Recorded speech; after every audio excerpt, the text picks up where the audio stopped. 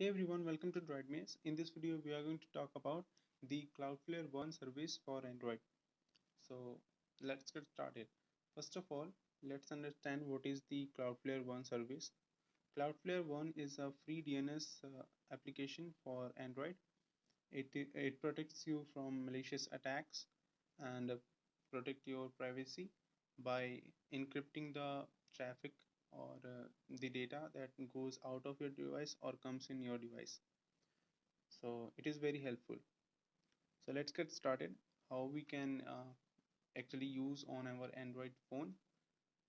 So first of all, you need to open the Play Store app and then search for Cloudflare. Open this app called 1.1.1.1 and install this application. I have already installed, so let's open.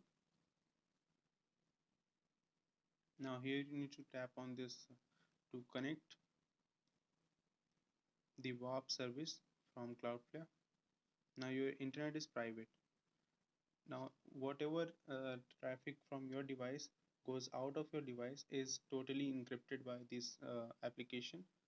So you are now very secure and safe.